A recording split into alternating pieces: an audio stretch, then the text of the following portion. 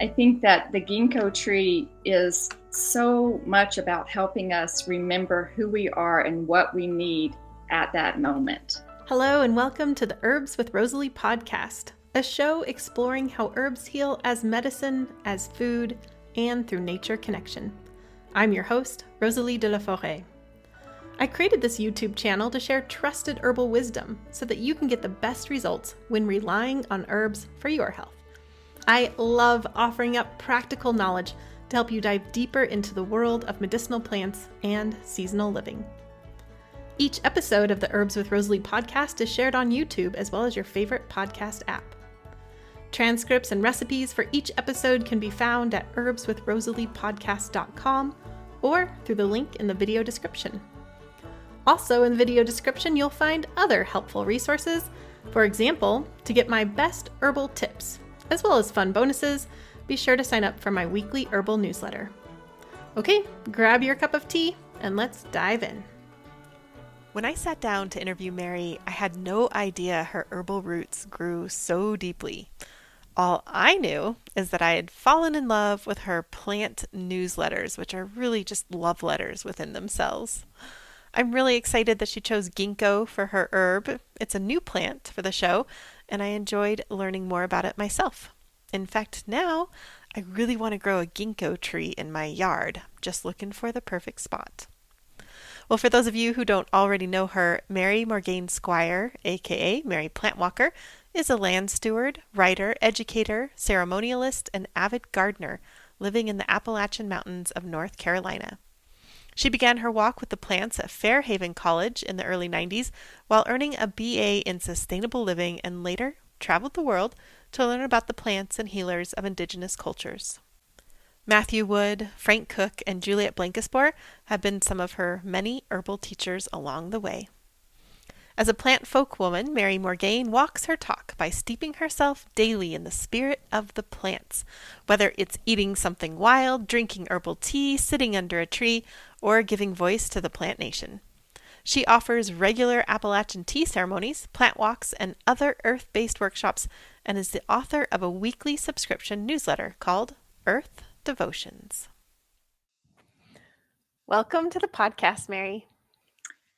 Thank you. Thank you. I'm so honored to be here. I'm just really thrilled. I've listened to so many of these podcasts and I'm like, oh, you're going to ask me some things? Wow. How did I get in this group of amazing people? So I feel really, really blessed and fortunate to follow in the footsteps of the work that you're doing and the people that you've already spoken to. It's a real honor. So thank you. Oh, that is so sweet, Mary. I didn't know you were a listener. So that's wonderful to hear. And I was out on my walk and I was like, how did I first hear about Mary? And I couldn't remember if somebody had recommended you perhaps, or if I'd seen you through Instagram. But a while ago, 6 months or so, I signed up for your newsletter. And so I've been getting your newsletters and reading them and absolutely loving them. Your writing is so lovely. And your plant devotion section where, speaking through the plants and everything is just so lovely. And I just like to hear your stories and everything. The garlic ring story stands out as a wonderful one. So that's, I was really excited to have you on. And and I think a lot of people will enjoy reading your weekly newsletter. So I highly recommend them. But as always, we love to start with hearing your story and the ways in which the plants have brought you into this herbal world. So I'd love to hear that from you, Mary. Yes. And when I think about my walk with the plants, there's no one entry that just is like, yeah, that was it, and I think it's like that for a lot of people. It's like a circle or a spiral. But I grew up in a really a lot of nature and a natural environment. So I feel very fortunate that way that I got to be around plants and animals and fresh water and trees and things like this. But when I went away to college, I went to Fairhaven College and Western Washington University in Bellingham, Washington. And there was a community garden at the Fairhaven College. And I jumped right in. And it was my first time gardening. And I just got so excited about it. And I thought that everything had to be planned out perfectly before you could even plant a seed. I was making all these graphs of everything and the timing and where they would be and what they would need and all this stuff. And I actually never really got to growing anything. It was just all in my head. But I knew that I wanted to do this, and I found myself wandering a lot of the woods that were nearby. Have you been to Bellingham, Washington? Are you near Bellingham? I am. I'm just about 3 hours, but I'm east, so I'm kind of in a totally different environment. But Right. Yes. The west and all moist, and the east and more dry. So there were all these trails near Bellingham, and so I started really exploring them. And there was this one place called Seaholm Hill near the college, which I wonder what it's like now. I haven't been back in a long time, but I would go up in there to get away from my heady studies because I was very, very much in my head. And it was the first time I ever met nettles on accident, and so many people have nettles. It's like their gateway plant in a way. And I was stung as I walked through a huge patch, and I heard these plants talking to me saying, you didn't think I could sting, did you? You thought only ants could do that. No, plants can do these things too. And, if you take me home, you can eat me. And I found myself gathering these nettles without really any human guidance or anything and bringing it home and making my first wild food. And it was from there, it just kind of like the domino effect, I became friends with wildcrafters accidentally, serendipitously, however you want to think of it. I also had severe asthma as a child and as a teenager and in college, and I was just burnt out on my inhaler, the nebulizer. I was spending in the fall every year in the hospital under an oxygen tent. It was very severe. And I just thought there has to be like a cure. It can't just be this, something to hold me up. I have to find this cure. And I met a wildcrafting friend who said, "Have you ever tried Lomatium disectum for your asthma?" And I was like, "What is that?" So he took me out, and we went east over toward where you are, and we dug some root, and we made tea, and we made tincture. And it was phenomenal. It was my first experience in my whole life of not having to use an inhaler to be able to breathe. And, just hooked. What can you say when you find plant medicine like that, And then I met Michael Pilarski, Skeeter, who he lived in Bellingham, and he's the Friends of the Trees, and an amazing teacher. And he was my mentor, and I interned with him in 1993. And he taught me about how to ethically harvest things for the next 7 generations. And it made so much sense, but this is not how I was raised. Not that I wasn't raised or like, just don't, there just wasn't these things spoken or loud, I guess. So it was really profound for me. And from there, it just kept going. I was still in college this whole time, and we did a project, 11 of us, called Village Design, where we went to Lopez Island on one of our friends' parents' land in the San Juan Islands and went back to the land.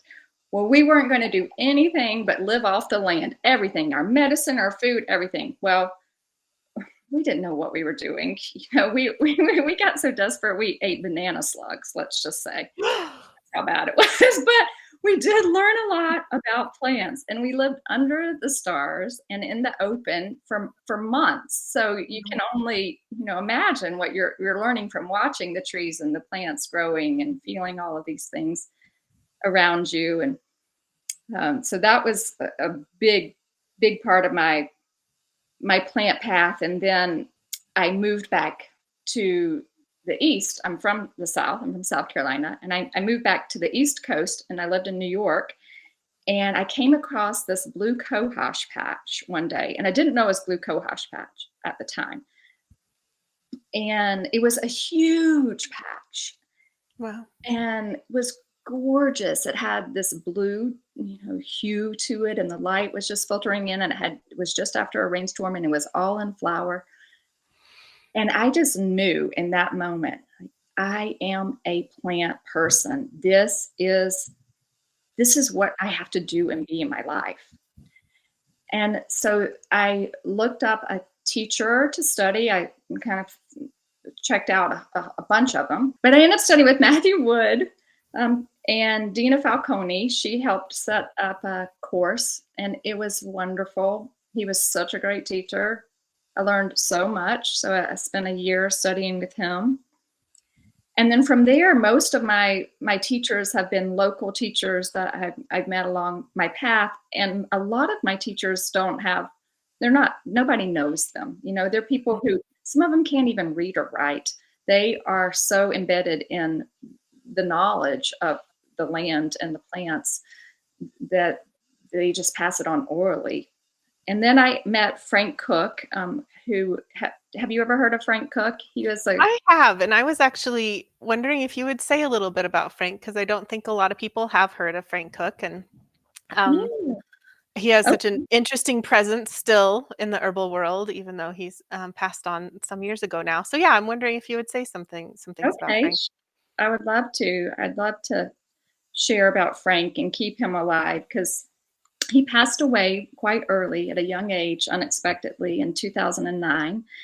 And he was an ethnobotanical explorer that would travel around the world and to meet the indigenous healers and what plants that they were utilizing in their practice. And then also coming back to wherever he was in the States, and he traveled all over the States, and he had connections with all these people in the States, what plants were analog plants to those plants, so that we don't have to go trying to take plants from other people's culture and think that that's going to be the cure for us if we can grow this here ourselves. So that was one of his passions, but also just recording and learning what all this knowledge was that is being lost and or not shared or passed on, and just keeping it alive. And yeah, so we traveled all over the world together over the years, to Africa and to Australia and Central America and Europe, and studying plant medicine. And I learned so much from him. Just the way that he approached plants was the way that I had been approaching them, but I hadn't really encountered a lot of people doing this, whereas they were these alive green beings, and that we would be with them as you and I would have a conversation, or as a human, just talking with them a lot, showing a lot of respect and reciprocity and friendship, and growing with them as allies. And that was a lot of what he taught. He taught, eat something wild every day. So I try to keep a lot of what he taught alive and being passed on, sowing the seeds that he planted in me. So It seems yes. like he must have been quite the personality, because he left quite his mark, on people who studied with him, like Mark Williams. Like, I mean, he was really left an imprint that people have really been dedicated to keeping his spirit alive and sharing his teachings. Yes, he had an iconic persona. Very charismatic, Mm. very gentle, beautiful, loving being. The way that he could hold groups, I wonder what it would be like for him now. He left before social media came, and he didn't have a phone, and he couldn't stand any of that stuff. And Mm. I wonder where he would be plugging in, or how that would look for him now. But to this day, I mean, just yesterday I ran into somebody, and we were talking, and he was like, "You were Frank's partner? Oh my, let me tell you about Frank Cook." So it's like wherever I go, it's like, I'm like, what? You knew him? He affected you? Like, it just amazes me. He's still so, like you said, alive in people's hearts, and have pointed them on their path and supported them on their path, including mine, greatly. And then I can't mention my walk with the plants without mentioning my husband Hart, who I came to work for in 2004 or 5. on his farm, which is where I live now, or mountain farm, and the way that he taught me how to consciously steward a piece of land and work with um, the harmonious relationship between different plants that we want to eat. A lot of food plants, food trees, and perennials has, yeah, he's my greatest mentor in the plant world. Hmm. So that's some of my plant story. Aw, thank you so much for sharing that. Thanks for sharing about Frank, and um, I'm surprised to hear about Skeeter just because I think of you as, being more East Coast, and Skeeter's like my neck of the woods. So, yeah, that's fun to have. I Yes, really need to have he him on is. the show. He's quite the character himself and someone I He is deeply such the appreciate too. character, and I wonder if he would even remember me. I went by Mary Belton when I was in college. I changed my name to Mary Morgaine in my early 20s, so he might not even know who I am Hmm. if you mentioned me. But Well, he I was see him very often. influential on me, for Hmm. me, and I just loved working for him. Hmm. And so I consider myself like a plant folk woman. I'm not like a clinical herbalist. I'm very intuitive and just like, yeah, let's do a little bit of this. We'll have this and pull it together, or something will just come out of my mouth and I have no idea what's the basis for it. But then if somebody looks it up, it's there, so it's, yeah, I just think of myself as like a green woman or a plant folk woman more than an herbalist. But I don't know whether it really matters the difference. I love herbs. I can't imagine not having herbs in my life every single day. So Hmm. um, very much a part of my life. I'd love to hear a little bit about Herb Mountain Farm and what you're doing there. It just sounds so lovely and like a wonderful resource for people in terms of just your offerings. Like I know from your newsletter, recently had the plant sale, but it seems like you have other things going on too for Mm, people who are plant lovers. yes. So I live on a botanical sanctuary, um, part of the United Plant Savers Botanical Sanctuary Network, and we have 138 acres in the Appalachian Mountains that most of them are under conservation easement, just protected, and they're the woods and the waters we have.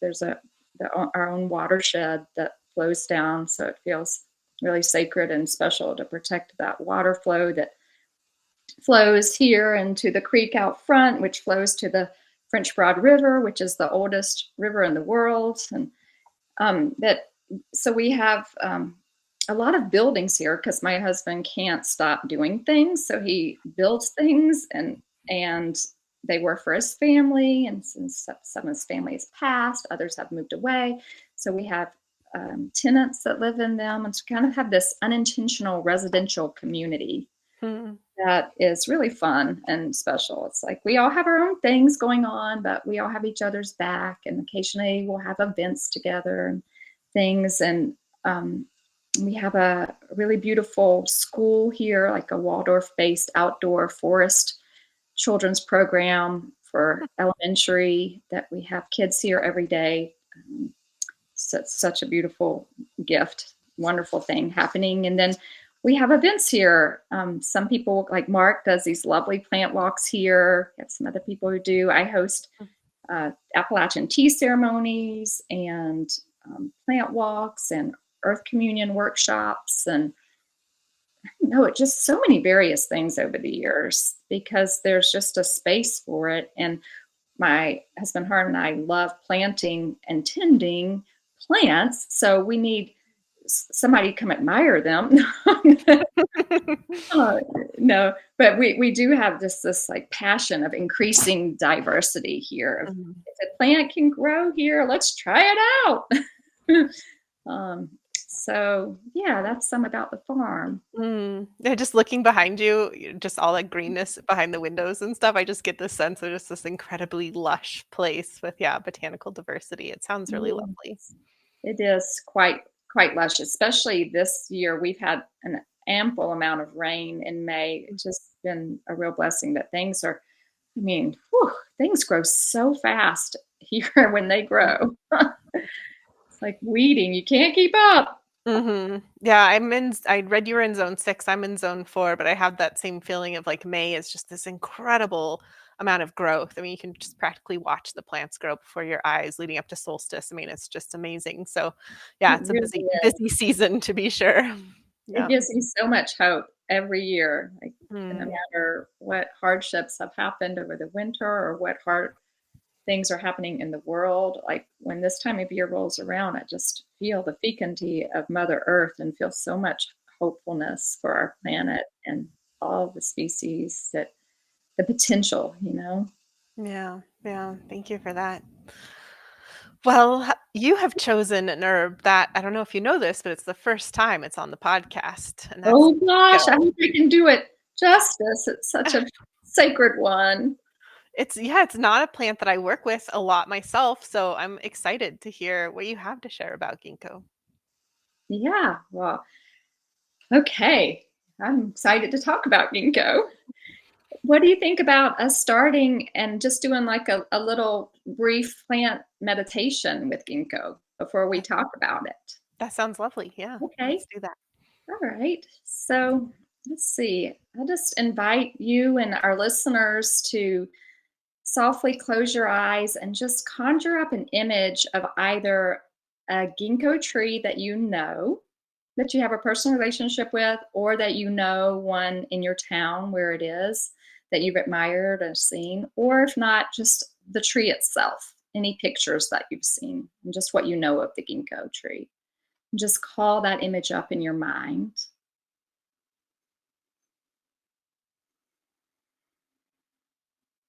And then imagine yourself just sitting under that tree, just sitting down under the tree and nice soft grass underneath, and you just lean your back against the wide trunk of the tree for support. And just taking a deep exhale as you lean against the tree. And then listening to what the ginkgo tree wants to tell you. Not trying to get too heady or too many judgments, or just what would the ginkgo tree say to you? What do you hear?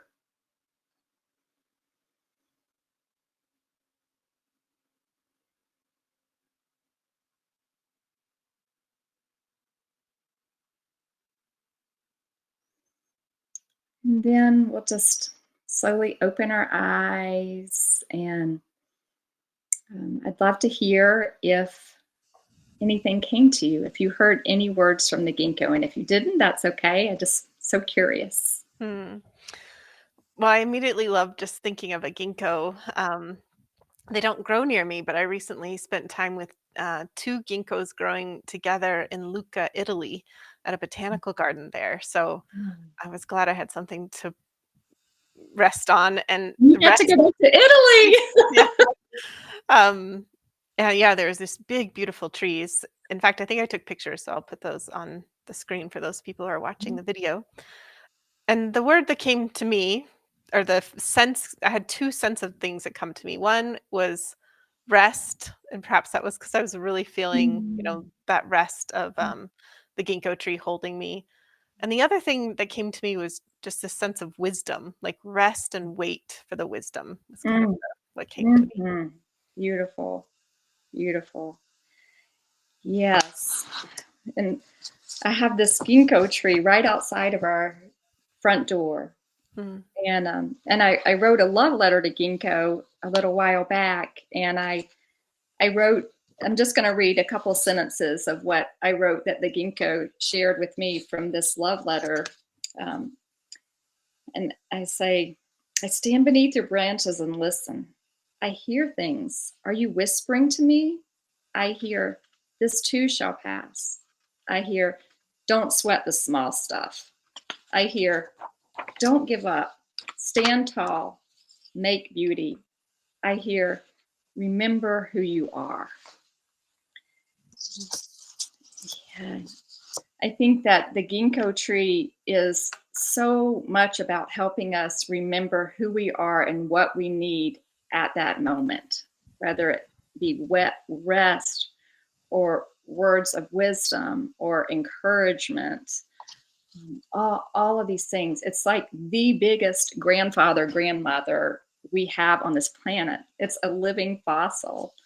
It's been around for over 200 million years. It's hard to put our little minds around that, whatever that kind of number would mean, you know?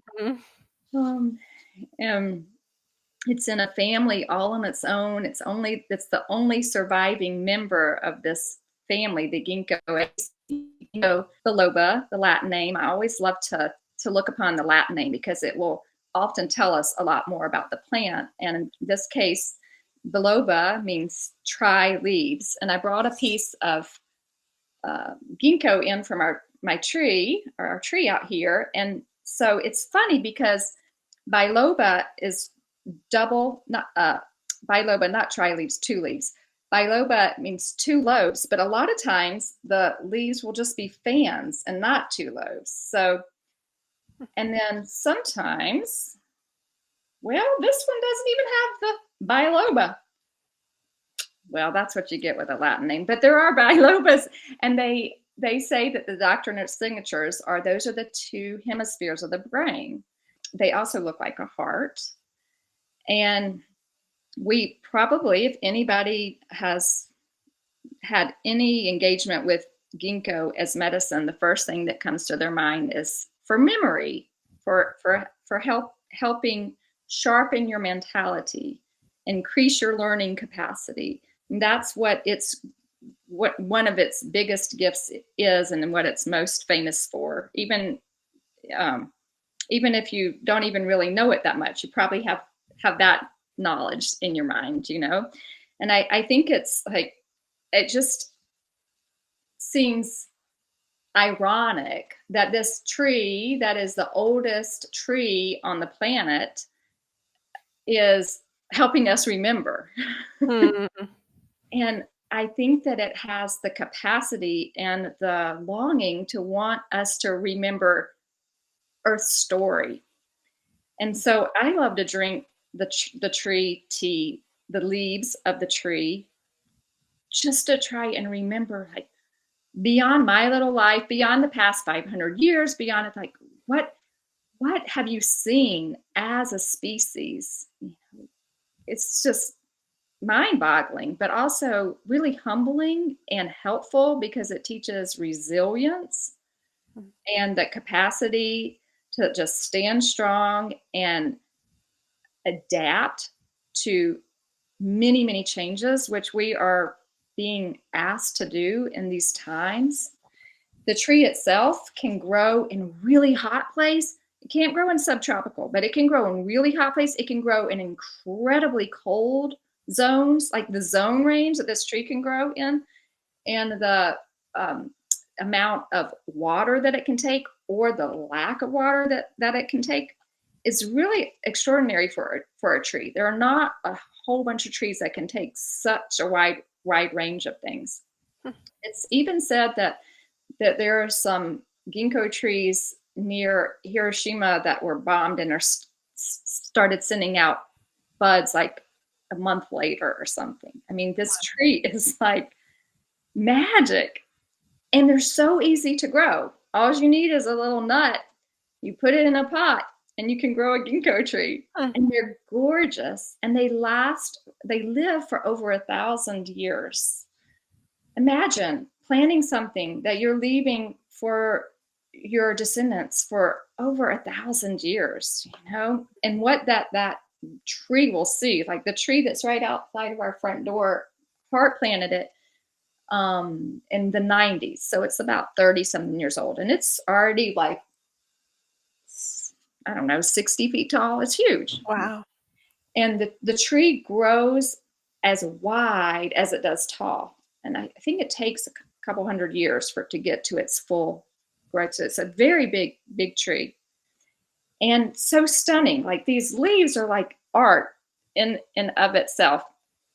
The fans that they make, I always think, if I had a lot of time on my hands and I could get away with this, I would take all the ginkgo tree leaves when they fall and sew them all together to make a fresh leaf dress. Wouldn't that be Mhm. beautiful? That would be so beautiful.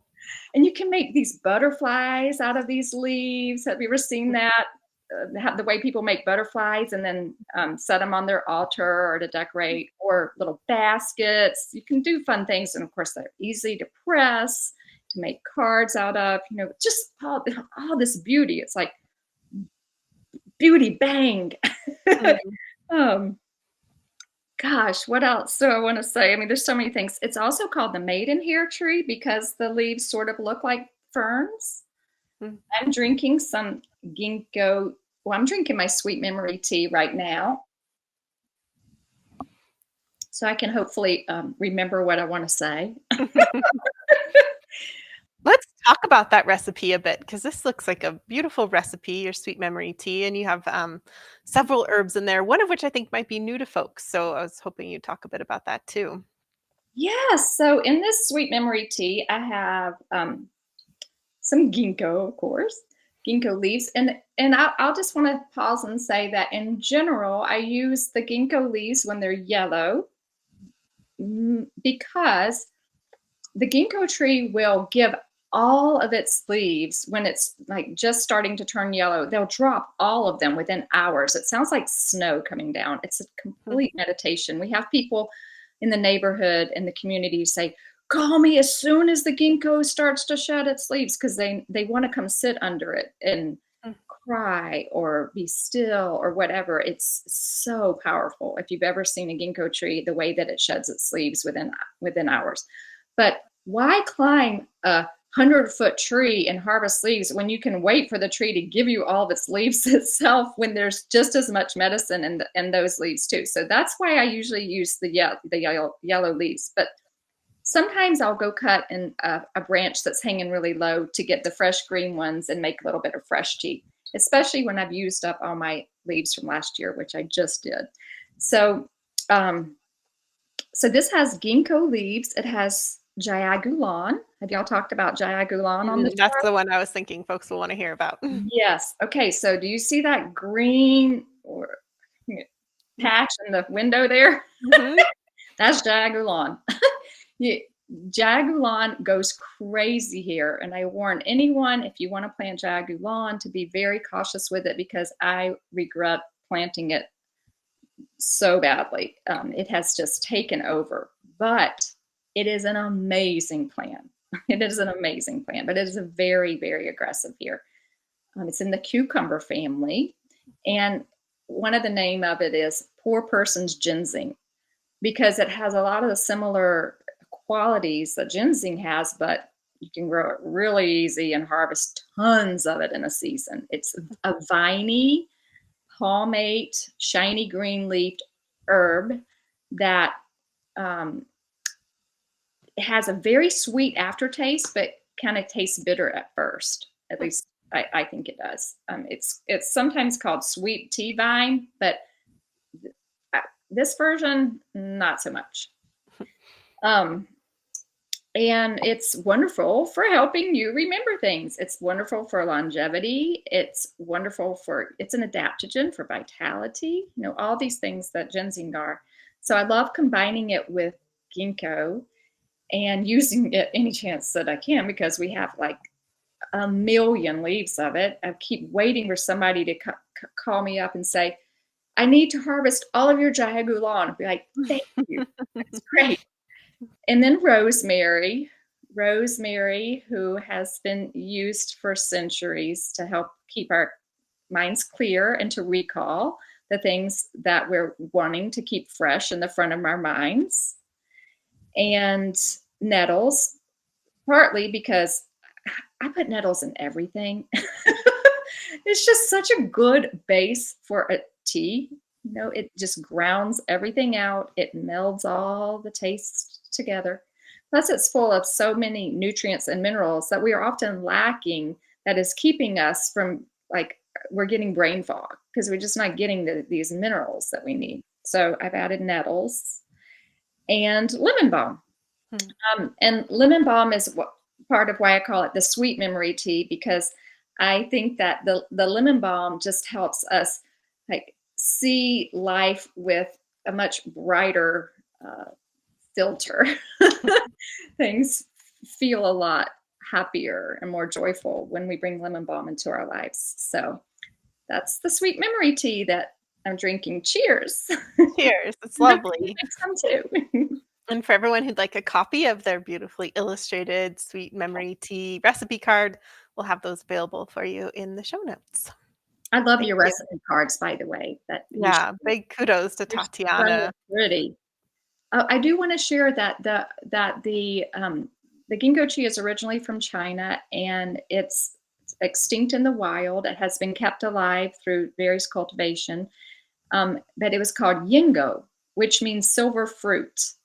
And we somehow got yingo, we got ginkgo. I mean, the game of telephone. I mean, from China to here, you kind of see how maybe that can get mixed up or something. So, but the fruit of the female tree is a superfood that I don't have a lot of experience with, so I can't really speak to that. But I just wanted to talk about how that name came from, and also just to say that the ginkgo is wonderful for improving circulation. So any kind of poor circulation issues that you have, and in effect, it's also a cardiovascular supportive herb too. So I like to add it to cardiovascular formulas with hawthorn and rose and motherwort or cayenne and things like that, because it helps enhance the qualities that they're already giving to you. And what else? And it helps with the free radicals that are in our bodies. So it's an antioxidant, which helps with the slowing of the aging and the memory recall, among other things. Hmm. Thank you, ginkgo. Right now I'm wondering, like, where could I put a ginkgo tree in my yard? Can it grow in zone 4? These are the Right. thoughts in my head. I'm, like, Yes. excited to have this beautiful And if tree. there's a community space that you know of nearby that a ginkgo could be planted. When Frank died, we planted a ginkgo tree at a big community space, and he died in 2009. And that ginkgo tree is big Hmm. already. They grow pretty fast. Yeah. Wow, lovely. And so many people have enjoyed that ginkgo tree. So, Mm, yeah, I bet I there's love that. somewhere It's a nearby beautiful you get memory. a ginkgo tree in there. Yeah, wonderful. Well, thank you for sharing so much of your love for ginkgo. Really appreciate that, and I'm looking forward to trying the tea as well. I'd love to hear about any projects or things you'd like to share that you have going on right now. Mm, mm. Always got projects going. But something that I'm really passionate about right now is the newsletter that you mentioned. So I have a weekly newsletter called Earth Devotions. And in this newsletter, I write plant love letters. Sometimes I write a love letter to plants, and sometimes the plants write a love letter to us. And also, I write about just usually it's based on the time of year or what's happening in the world, or just like how it is being human, especially from a green slant. Mm. And I love writing, and I want to share more of my writing with the world. And I found the platform of Substack and was like, this is a way I can do that. So I have this weekly newsletter, paid or free subscription. And through this newsletter, I am also accumulating a lot of these letters to eventually turn into a plant love letter book. So one day Oh, I lovely. have that to show to you. um, and plant graphs. And I love like being able to make images that can help. I love to collage and help people learn plant families or like groupings of like I'm working on a plant graph right now called Holy Holy, and it's just like these are the plants that we can do sacred work with, and just to give you an image with the plants. So those are projects that I'm really passionate about, and always passionate about growing things. Have some new chrysanthemum moriflorums, some bojahuas to put in the ground. I'm excited about. Do you grow Mm, that? I don't, no. Oh, you should grow that because it blooms like at around Samhain, probably Mm. even where you are would bloom the same time. Where you can make this fresh, amazing chrysanthemum tea that's medicinal when nothing else is blooming. Wow. That's lovely. Hmm. Yeah, Yeah. well, our first frost is like late September, so we don't really get a lot. It'll go in the like it'll It'll go in freeze here. Oh, wow. Our first frost can be as early as October 2nd. So we've had heavy frost, and then it's very cold hardy. It's from the high regions of China. So I Interesting. I do wonder, it want to see that. might do there. The one that I have is zone 4 to zone 9 or Hmm. something. Oh, cool. Yeah. I will look into that. Yeah. So, Well, I so highly recommend your newsletter. As I've already said, I really enjoy it myself. So thank you so if much. people like to be connected to the plants, which I assume they do by listening to this podcast, I highly recommend your newsletter. Well, for Mhm. your final question today, the question is a fan favorite. This is one of our favorite questions we ask, and that is, what is in your medicinal first aid kit? Mhm. Yes, I love that question because I don't have anything in my first aid kit that isn't herbal except for Band-Aid. I mean, like Band-Aids and stuff. But my first aid kit is right outside the door. But if we're traveling or doing something that we need to have some stuff stocked, by far my number one plant is yarrow. Mm, That I have yarrow leaves dried and some powdered, for injury, and styptic for stopping bleeding. So yarrow, 100%, 100% definitely. Um, Always have a salve. Always have a good comfrey plantain salve in mhm. there, and lavender oil and oregano oil, because they're just the best for all the microbes, like anything you're not wanting, the antibacterial, antifungal, antiviral, all these things. And I keep yellow root, and that's like my kind of my antibiotic. When I went to Africa, that was my stash, was my yellow root. Yellow root is native to these parts, and so it has a lot of berberine in it. So I would say Oregon grapefruit would be your equivalent, or with working that, and I keep it as a And what is tincture. the botanical name of yellow root? Xanthorrhiza simplissima, I think that's it. Okay. Xanthorrhiza simplissima, um, and the dried root, and as tincture. And I just tuck it every day as I travel, just because I was in Africa and I didn't know what kind of like things I was going to be subjected to in my system, but I stayed well that whole time. And I also have a big aloe leaf that I'll carry if I'm traveling, in my first aid kit for Wow. burns, to prevent burns, for sunburn. Like, another thing in Africa is my only sunscreen was aloe leaf. Hmm. I just piled it on me, and it also repels mosquitoes. Oh, wow. And it really deeply yellow, so it's kind of unattractive. You kind of get a Yeah, I was little. wondering what that'd be like to have all that yellow gel all over you. Oh, but I was like, I don't care. I don't want to get burned, and I don't want to get malaria.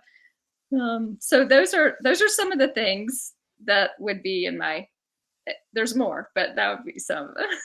Oh, that's fascinating. Some like core staples there. Right now, it's the aloe plant that the aloe leaf that's kind of blowing my mind. I think that's really cool. Sunscreen, bug repellent. Yeah, Yeah. interesting. Oh, aloe vera. Gosh, we could talk about that for a long time. And all the various species of aloe. There's so many species, especially in Africa. What an incredible plant. And when we were in Africa, I would cut, there was abundance of aloe. So I would cut these little chunks to give. There were several of us every day. And I say, you got to eat this today, so your blood will be bitter and you won't get malaria. And there was one person in our group who just like would not eat it, because it does taste pretty bad, I have to say. But and he got malaria and no one else did. And I don't know, Interesting. what but I have I have to say we were all subjected to the same thing. So I really believe in that medicine for helping with that Well, preventatively. it can be kind of a laxative when you take it in that whole form, or were you not taking enough of it We to? just we would just take a chunk, Mhm. like a little square inch part. So it wasn't enough to be laxative, but it could be if you took a bunch of it. Huh, You needed to interesting. use it that way. Yeah, it's fascinating. Thanks for sharing that, Mary. Mhm. And thank you so much for being on the show. It's been so lovely to meet you in person and to hear about your love of ginkgo. So, yeah, thank you so much. I look forward to your future writings and your weekly newsletter. And again, highly recommend everyone to join me in reading it. Thank you. It's been fun to be here. Thank you so much for the opportunity, and I look forward to seeing who else you keep having on the show on down the road. And yes, very, Mhm. Thank very you, good. Mary. Thank you so much. As always, thank you for being here. And don't forget, head over to the show notes at herbswithrosaleepodcast.com to download your beautifully illustrated recipe card and to get a transcript of this show. There, you'll also be able to sign up for my weekly newsletter, which is the best way to stay in touch with me.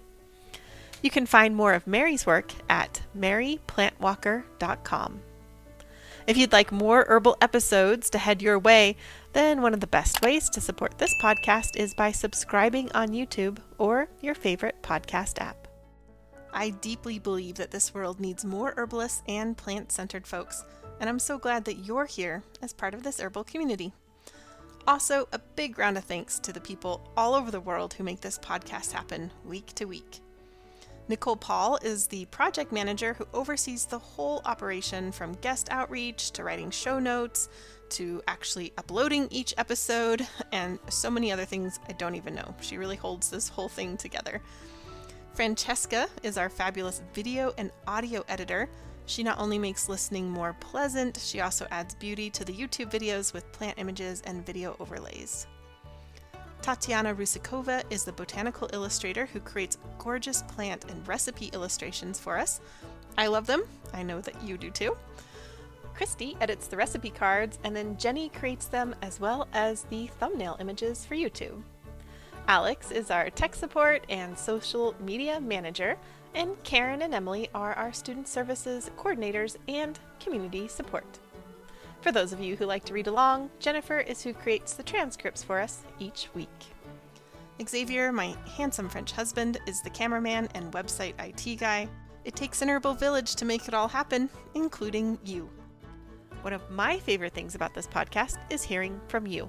I read every comment that comes in, and I'm excited to hear your herbal thoughts on ginkgo. Okay, you've lasted to the very end of the show, which means you get your very own gold star and this herbal tidbit. After listening to Mary speak about ginkgo, I was excited to learn more about this tree. I went down this rabbit hole of information in PubMed research journals and thought I could share some of the interesting tidbits I found along the way. For one, ginkgo is a very popular herb. I had no idea. There are about 50 million ginkgo biloba trees grown primarily in China, France, and the US in South Carolina. And these trees produce over 8,000 tons of dried leaves each year. In Europe and in the USA, the leaf extract is one of the top 5 selling herbal supplements, which is estimated to be around $500 million in sales. It's interesting how long this plant can live, but it doesn't reach maturity until 20 to 30 years of age. And the oldest ginkgo trees are found growing near Taoist and Buddhist temples, with some trees being over 1,500 years old. And I found numerous studies talking about how the best time to harvest ginkgo leaves are in the fall when they've started to turn color. Again, I'm excited to hear your thoughts on ginkgo, and as always, thanks for being here.